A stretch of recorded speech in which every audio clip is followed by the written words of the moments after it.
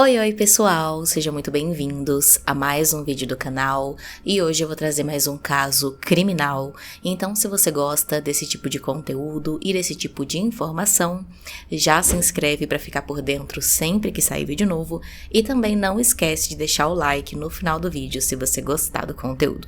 No vídeo passado eu deixei uma meta de 5.000 likes para ver se a gente aumentava um pouco o engajamento dos vídeos, para ver se vocês não esquecem de deixar o like para ajudar a nossa comunidade a crescer, e eu gostei bastante dessa meta, então eu quero colocar nesse vídeo também essa meta de 5.000 likes, então já deixa o seu agora no início do vídeo. Se você já conhece o canal, já sabe que gosta dos conteúdos que eu trago por aqui, e se não, assiste o vídeo e no final, se você gostar, também deixa o like antes de você partir para um próximo vídeo. Então é isso, eu vou puxar a vinheta e vamos começar o caso de hoje.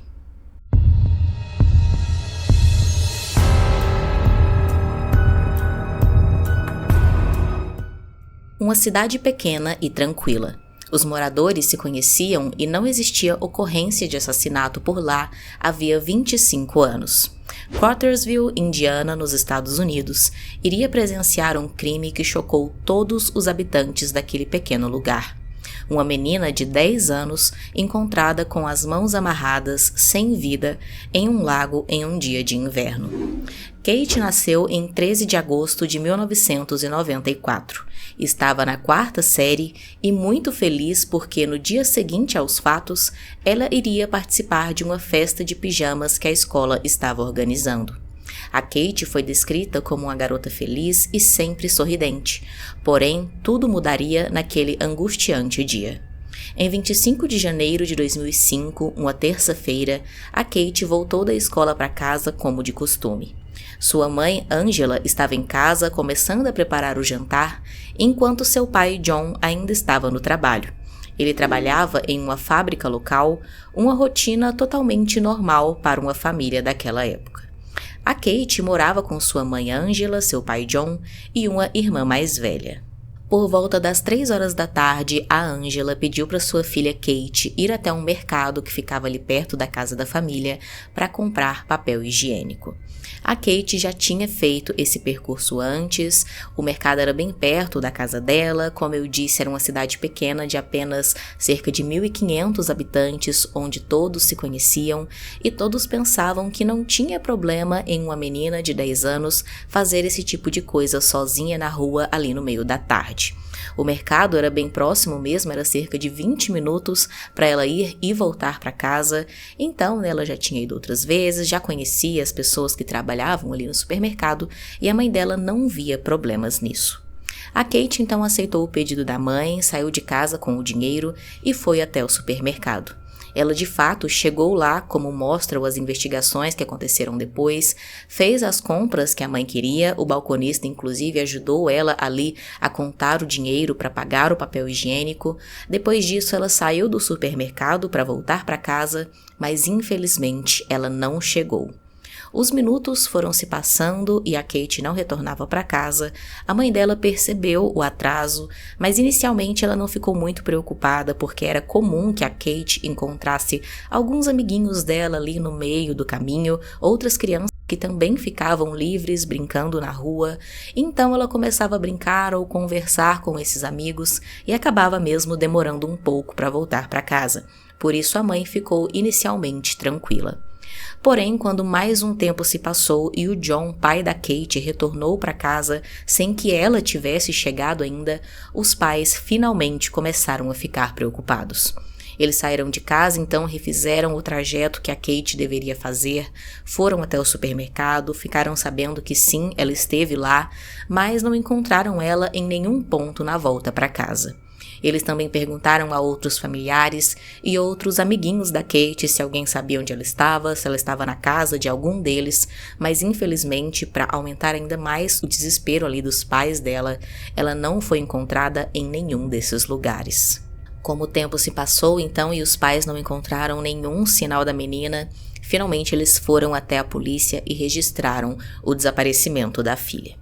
As investigações foram bem rápidas. Logo no dia seguinte, os policiais já conseguiram usar ali cães farejadores nas buscas e conseguiram rastrear o cheiro da Kate até uma linha de trem que passava ali próxima. Conversando com alguns vizinhos, um vizinho disse que acreditava que a Kate teria parado ali naquele lugar porque naquele dia o cachorro dele tinha sido atropelado pelo trem.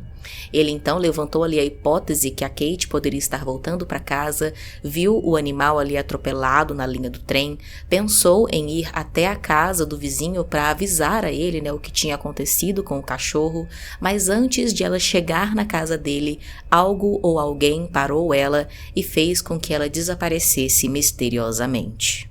Para a polícia, ter uma criança desaparecida naquela cidade era algo extremamente incomum, porque, como eu disse no início, já tinha 25 anos que a cidade não tinha nenhum registro de algum tipo de crime assim violento ou desaparecimento de crianças. Então todos estavam muito empenhados em encontrar a Kate. Logo eles começaram a tentar refazer os passos dela do que aconteceu naquele dia. Eles confirmaram que de fato ela esteve no supermercado e até encontraram algumas pessoas que viram ela no trajeto de volta para casa naquela tarde por volta de 4 horas, mas em algum momento ela simplesmente desapareceu e ninguém mais viu ela. Após 24 horas de buscas sem sucesso, toda a população já estava ali muito envolvida no caso, todos muito preocupados, várias hipóteses já tinham sido levantadas e nesse momento também o FBI acabou entrando no caso. 2 dias após o desaparecimento da Kate, a polícia emitiu um alerta Amber, que é um sistema de emergência de sequestro de crianças que avisa todos na região, através ali dos aparelhos celulares, sobre aquela criança desaparecida, e esse alerta foi emitido porque uma testemunha se apresentou à polícia e disse que viu uma garota que se parecia muito com a Kate em uma caminhonete de cor branca e, segundo essa testemunha, o homem que dirigia a caminhonete era branco, muito magro, com cerca de 1,80 de altura, cabelo curto e escuro. A testemunha também disse à polícia que a menina não parecia estar em perigo ou procurando ajuda de alguma forma. Nessa fase das investigações, então, os policiais começaram uma busca intensiva por esse homem do retrato falado, mas eles tinham ali um obstáculo que acabava atrapalhando essa busca. Isso porque naquela época e naquela região, muitas pessoas tinham uma caminhonete branca. Isso era extremamente comum. Então, para os policiais interrogarem ali cada pessoa que tinha esse tipo de veículo, era um trabalho muito demorado que acabava atrasando as investigações. E eles sempre iam ali, em busca de pessoas que no final das contas não tinham nada a ver com o caso.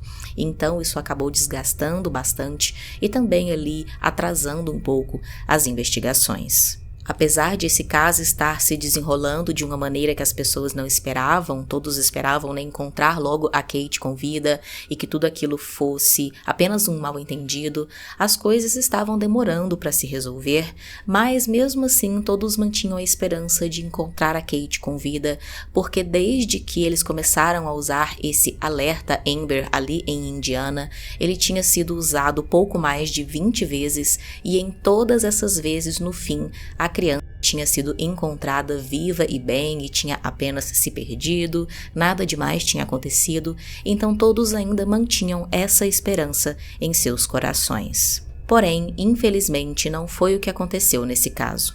Na manhã de 30 de janeiro, um patrulheiro passou pelo lago Seepers e algo azul na superfície do lago, perto da margem, chamou sua atenção.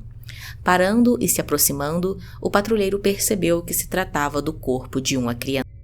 O corpo, infelizmente, era da Kate.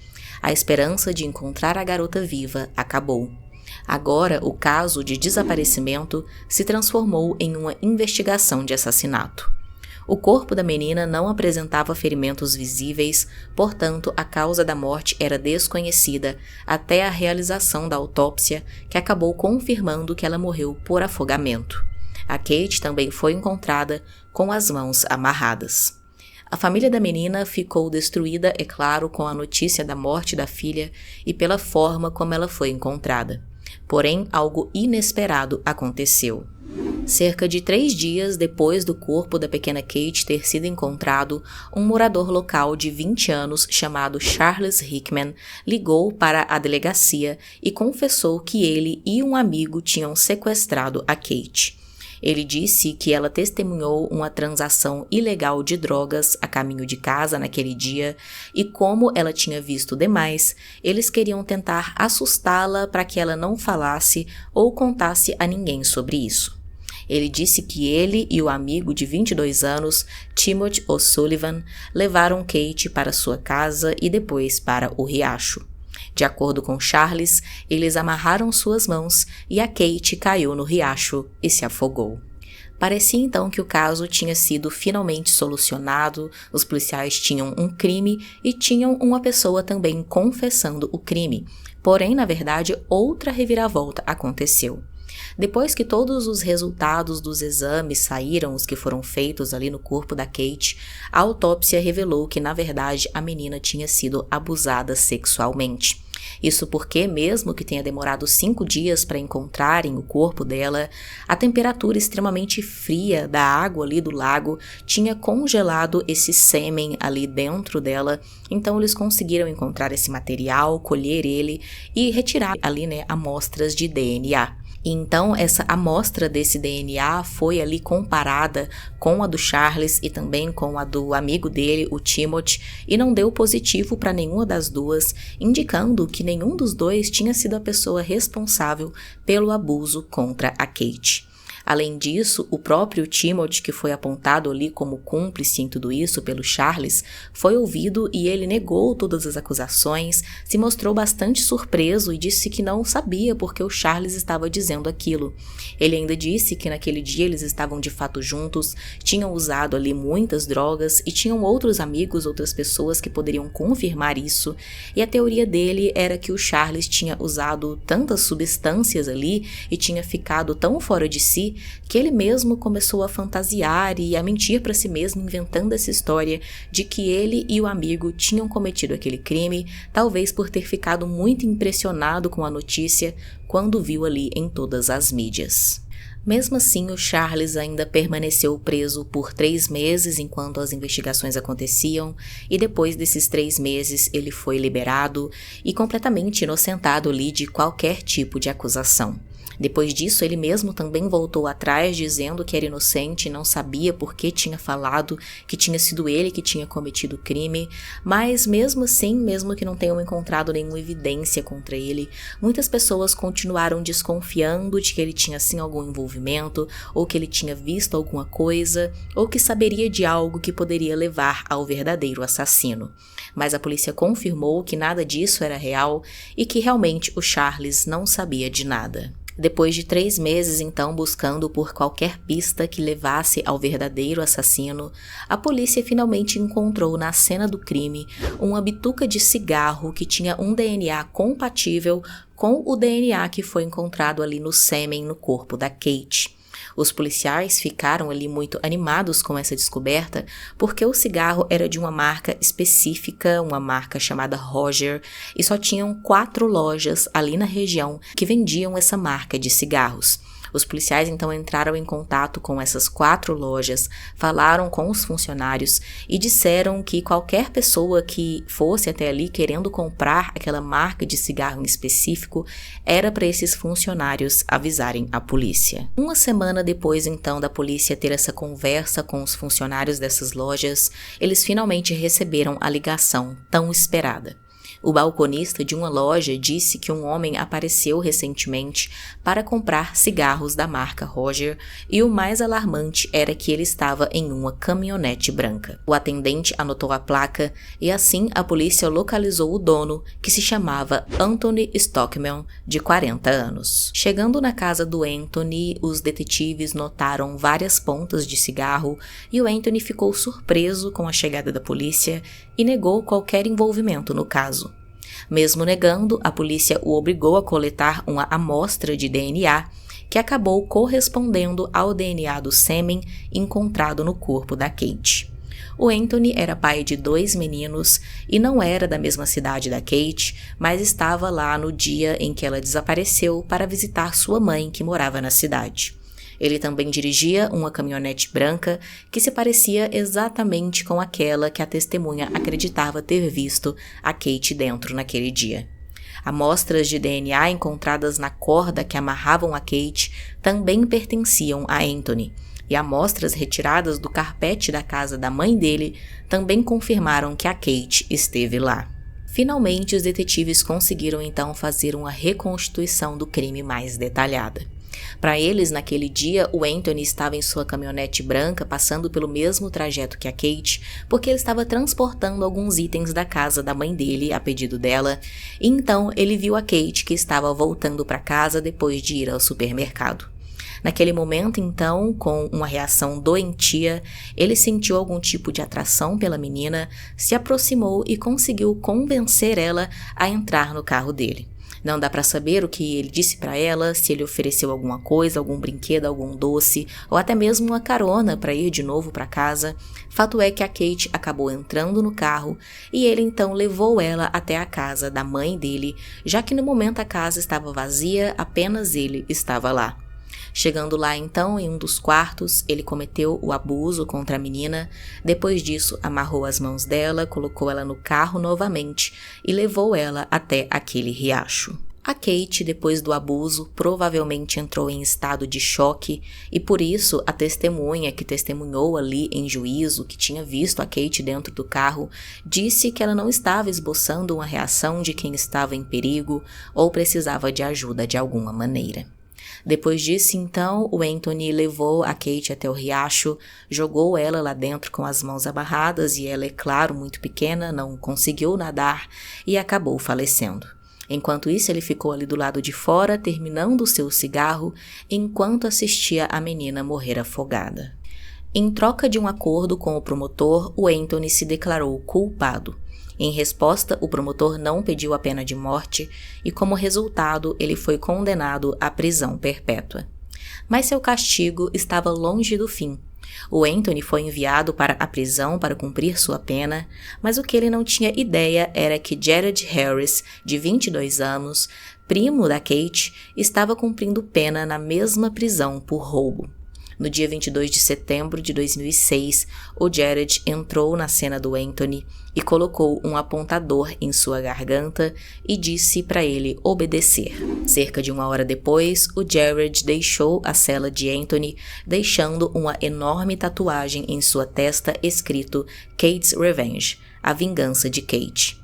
Ele queria garantir que Anthony nunca esqueceria Kate e que todos soubessem exatamente quem era Anthony e o que ele tinha feito. Jared deveria ter sido liberado 6 meses depois, mas por seu ato recebeu mais 7 anos de prisão. Apesar disso, ele disse que não se arrepende de seu ato.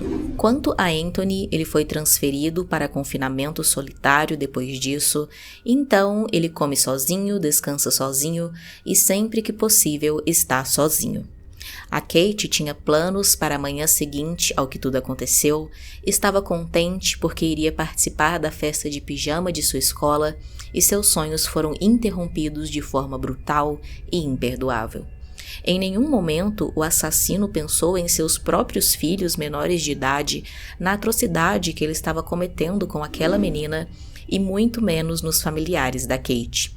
Sem dúvidas, ele é um homem frio e cruel que não sente culpa pelos seus atos. A Kate deixou saudades nos corações daqueles que a amavam, conviviam e conheciam o seu jeito meigo, carinhoso e bondoso de ser. Essa era a verdadeira identidade e essência de Kate, e é assim que ela será lembrada para sempre. Deixe aqui nos comentários qual a sua opinião sobre esse caso, se você já conhecia a história da Kate e se não, se achou interessante conhecer. Também deixe aqui, usando a hashtag sugestão, um caso que você acha que seria interessante eu trazer para o canal. Se inscreve se não for inscrito, não esquece de deixar o like para ajudar na nossa meta de 5.000 likes e também se você gostou desse vídeo. E é isso, a gente se vê no próximo vídeo.